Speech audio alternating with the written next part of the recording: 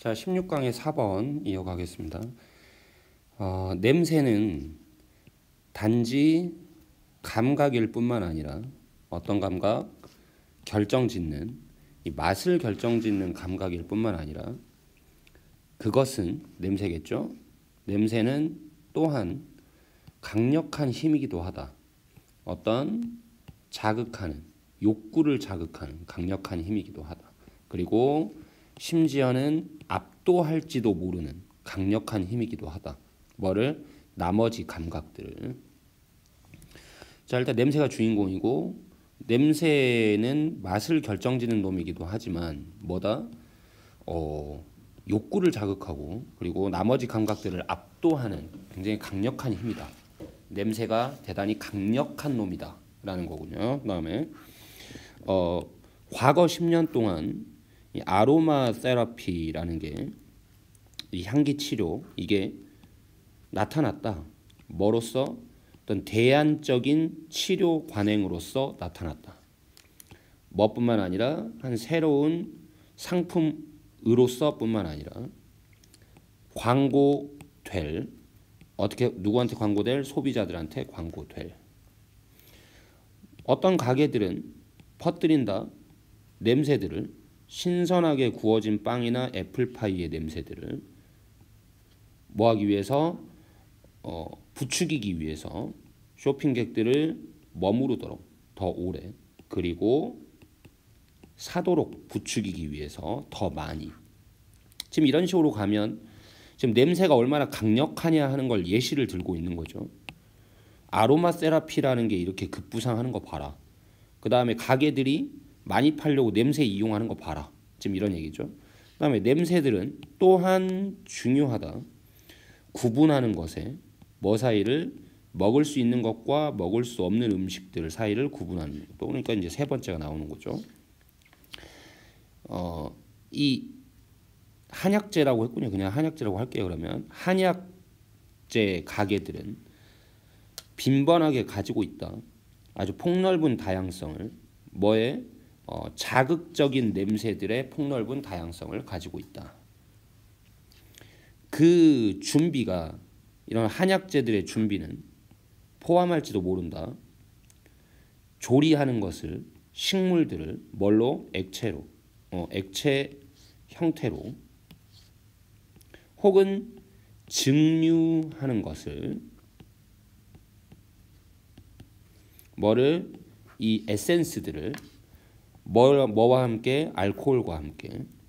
그런데 그것은 종종 만들어낸다. 뭐를? 냄새를 만들어내게 된다. 그래서 한약방에는 이렇게 냄새가 심한 거다 이거죠. 그러나 바이오메디컬 필스 앤 태블릿들은 이 생의학의 이 알약들과 정제들은 준비된다. 방식들로. 어떤 방식들로?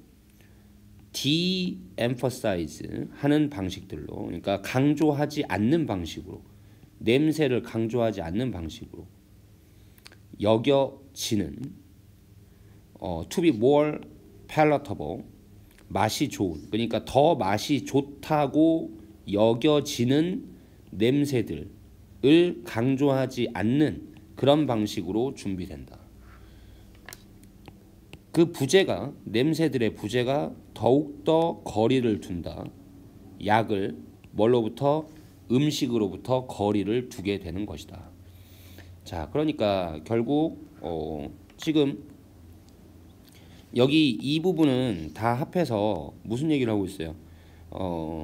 이 먹을 수 있는 것과 먹을 수 없는 것을 구분하게 해준다라는 것의 예시로, 이제 3의 예시로서 등장을 한 건데, 이 3'이라고 치죠. 그래서 한약재에 비해서 뭐가? 이 양약이라고 칩시다. 이 양약들은 냄새를 안 주기 때문에 뭔가 이게 맛있다라는 느낌을 안 주고, 뭔가 좀 이거 음식하고는 좀 다른 거예요 라는 느낌을 주는데 뭐가 크게 작용하고 있다? 냄새가 크게 작용하고 있다는 거죠. 한약은 좀 그렇잖아요. 물론 한약도 그렇기는 하지만 양약은 한약보다 더 함부로 먹으면 안 되잖아. 그러니까 먹을 수 있냐 없냐, 이거 함부로 먹으면 되냐 안 되냐, 이런 것들을 구분짓게 하는 데 있어서 양약이 뭐가 냄새가 크게 작용하고 있다라고 얘기하고 있죠. 그래서 전반적으로 1, 2, 3 다 더해 보면 뭐다? 인간한테는 냄새가 굉장히 강력한 뭔가 도구다라는 얘기를 하고 있는 거죠. 그다음에 넘어가 5번. 자, 그 분화, 나뉘어짐이죠. 뭐 사이에? 부모의 그리고 또래의 가치관들 사이의 분화는, 이게 주어야. 꼭 그런 건 아니다죠. necessarily. 꼭 이끌지는 않는다. 어디로? 적대적인 대치로 이끌지는 않는다. 부모와 10대들 사이에. 자, 내가 10대야. 여기에 부모님이 있어. peer, 내 친구들이 있다고. 네, 그렇죠. 부모하고 친구들은 좀 가치관이 다르죠. 그럼 나는 어디로 갈까? 이렇게 하는데 친구 따라가면 부모님이 화내고 뭐 이런 게 이제 대부분인데, 지금 이 문장에서 뭐하고 있니? 이 둘이 다른 게 꼭 적대적인 대치로만 가는 건 아니다 라고 얘기했네요. 사실 대부분의 청소년들은 단지 친하다. 그만큼 뭐만큼? 부모하고 친해. 뭐만큼? 또래들만큼이나. 청소년들은 그저 몰입할 뿐이다. 다른 유형들의 활동들의 다른 유형에 몰입할 뿐. 일 그리고 업무 활동들을 누구랑? 부모랑. 그리고 놀이와 레크리에이션은 누구랑? 또래들이랑. 이렇게 좀 분야 자체가 나뉘어 있는 거지. 이 가치관 충돌이 심각하게 일어나는 건 아니다. 관련하여 이렇게 해주세요. 뭐에 관련하여? 재정적, 교육적, 직업 그리고 다른 진지한 문제들과 관련해서는 그런 게 뭐와 같은 건데, what to spend, money on. 자, 의문사 to 부정사가 나왔는데 이때의 의문사가 이렇게 잘랐을 때 뒤로 돌아갈 자리가 있어야 돼요. 근데 지금 보니까 쓴다, 돈을 on 했으면 어디에 쓴다가 있어야 되거든요. 이 명사 자리가 비어 있어서 지금 what이 나온 겁니다. 그러니까 어디에 돈을 써야 할까와 같은, 이렇게 나오는 거예요. 다음에 그리고 what occupation to choose, 어떤 직업을 선택할까와 같은 그런 진지한 문제들과 관련해서는 청소년들은 구하려는 경향이 있어. 조언을 누구로부터? 부모로부터. 이렇게. 그러니까 분야를 나눠서 친구하고 부모가 가치관이 다르지만 또래하고 부모가 그냥 그렇다고 해서 막 얘네들이 심각하게 나는 어떻게 하면 좋지? 이런 문제가 일어나는 건 아니에요. 분야에 따라서 부모님 조언을 받을 분야는 있고 또 친구를 더 중요하게 생각할 분야가 나뉘어져 있다.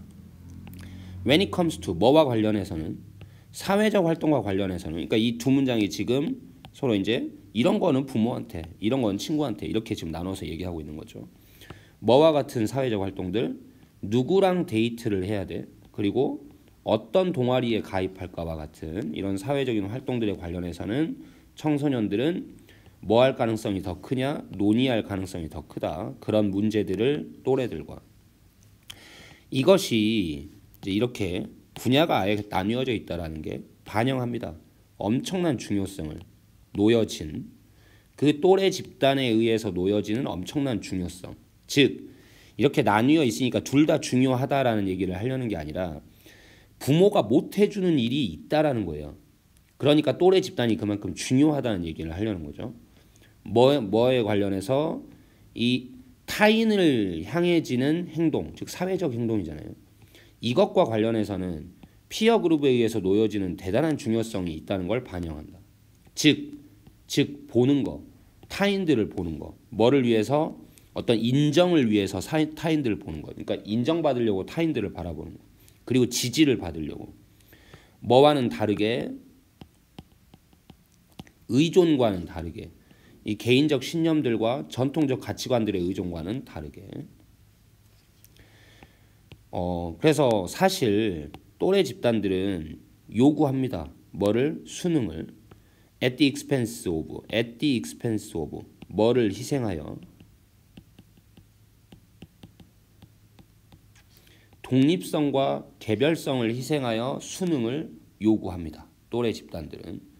이 문장은 이제 뭐랄까요? 지금 위에서 이어지는 말인데 이런 의미에서 이제 또래 집단이 굉장히 중요하고 즉 또래 집단들은 결국 뭐 하죠? 사회적 행동에 관련해서 되게 중요한 역할을 하다 보니까 결국 사회적 행동을 통해서 사회적 행동에 중요하다는 얘기는 내 맘대로 하는 일이 아니라는 거죠. 그러니까 이 또래 집단은 결국 뭐의 중요성을 강조해 주냐? 때로는 독립성, 개별성, 즉 내 맘대로 하고 싶은 걸 희생해서 좀 순응할 필요도 있구나라는 걸 얘가 요구해 준다는 점에서 뭐가 또래 집단이 중요하다라고 얘기를 하는 거예요. 그래서 처음에는 부모의 가치관과 또래의 가치관이 다르다 이런 쪽의 얘기를 하는 것 같았지만 부모의 가치관과 또래의 가치관이 다르다라는 게 결국 뭘로 이어지냐? 서로 아예 필요한 분야가 다르다라는 얘기가 됐고 그래서 부모가 못 해주는 일을 누가 해주기 때문에 또래가 해주기 때문에 중요한 거고 그 또래가 해준다라는 게 어떤 분야냐? 이렇게 내 성질 좀 죽이고 좀 뭐 하는 거? 때로는 사회적으로 순응하는 법을 배운다는 점에서 또래 집단이 중요한 거다. 이런 얘기를 지금 하고 있는 거죠. 됐죠? 넘어갑니다. 6번. 자, 한 가지 중요한 포인트는 관련된 그 가능성에 관련된 어떤 재생산하는 것의 가능성에 관련된 한 가지 중요한 포인트. 뭐를 재생산하는 거? 믿을 만한 촉각의 감각들, 촉각이라고 할게요. 합해서 믿을 만한 촉각들을 재생산해내는 가능성과 관련된 한 가지 중요한 포인트는 뭐에서 가상의 혹은 기계에 의해 중재되는 환경, 그러니까 가상현실이겠죠. 이거 속에서 좀 믿을 만한 촉각을 만들어내는 가능성과 관련된 한 가지 중요한 포인트는 놓여있다. 역할에, 고통의 역할에 놓여있다. 자, 그러니까 우리가 가상현실 같은 걸 만들어낼 때 이게 진짜처럼 느껴져야 될 거 아니야. 그때 중요한 거 그러니까 뭔데? 촉각인데 이런 촉각과 관련해서 또 가장 중요한 건 뭐다? 고통을 어떻게 할 거냐 하는 거다. 정말로 우리는 어떤 촉각이 주어졌을 때 이 촉각을 통해서 이게 현실이냐 아니냐 같은 걸 해볼 때 이를테면 뭐 영화 같은 데나 아니면 뭐 현실 영화 같은 데나 뭐 이런 데서 많이 쓰는 클리셰가 뭐야? 나 이거 꿈이야? 아니야? 하면 내 볼 좀 꼬집어봐. 아야! 하면 꿈 아니네. 이렇게 하는 거 있잖아요. 그러니까 인간은 결국 어떤 현실이 진짜냐를 보는데 제일 중요한 건 뭐다? 고통이라는 거예요. 고통. 그래서 가상현실 만들 때도 뭔가 고통을 어떻게 할 거냐 하는 게 중요하다는 얘기고요. 확실히 넘버로 보니까 많은이죠. 많은 리얼한 상호작용들은 절대로 완전히 빌리버블, 믿을만 할 수가 없다. 뭐가 없으면? 고통이 없으면. 그거겠죠? 존재가 없으면. 고통스러운 자극의 존재가 없으면. 그러나 누군가는 궁금해할지도 몰라. 뭐인지를. 이런 재생산해내는 게 그러한 종류의 자극을, 고통이죠. 그러니까 고통을 재생산해내는 게 꼭 be used, of used, 비동사 of 명사면 이게 하나의 형용사하고 같거든요. 그러니까 of use면 useful이죠. 이게 꼭 어떻게든 be useful, 유용할 것인지를 궁금해할지도 몰라. 뭐 안에서? 가상현실 혹은 중재된 상호작용 안에서. 그러니까 결국 위에까지는 현실로 느껴지게 만드는데 고통이 되게 중요하다라고 얘기를 했는데 근데 또 누구는 이렇게 할 수 있어. 아니 꼭 고통이 뭐 좋은 거라고 그게 꼭 필요해? 또 이렇게 할 수도 있다 이 말이죠. 가상 세계가 shouldn't be better, 더 낫지 않을까? 뭐 없이 고통 없이 더 낫지 않을까? 어떤 의미에서는 굳이 가상현실까지 와서 고통을 꼭 받아야 돼? 누군 이렇게 물어볼 수도 있을 거다 이거죠. 그러니까 같은 흐름이죠. 여기까지는. 그럼 비록 즉각적으로 직관적이진 않더라도 있다. 뭐가? 그러니까 많은 상황들이 있다. 어떤 상황들? 그 안에서 그 능력이 전달할 고통스러운 자극을 전달할 능력이 오는 손쉽게 오는 뭐 안에서 이런 중재된 환경 속에서 손쉽게 오는 많은 상황들이 있다. 그게 굉장히 직관적이지는 않더라도 사실 수많은 시도들이 만들어져 왔다. 그 과정에 걸쳐서 지난 몇 년의 과정에 걸쳐서 뭐 하려는 시도들이 만들어 왔냐? 재생산해내려는 이러한 측면들을 우리의 지각의 이러한 측면들을 고통이죠. 마찬가지로. 그러니까 지금 꼭 굳이 가상현실까지 해서 고통을 느껴야 돼? 라고 물었는데 그에 대한 답이 뭐냐면 이미 그러고 있다 라는 얘기입니다.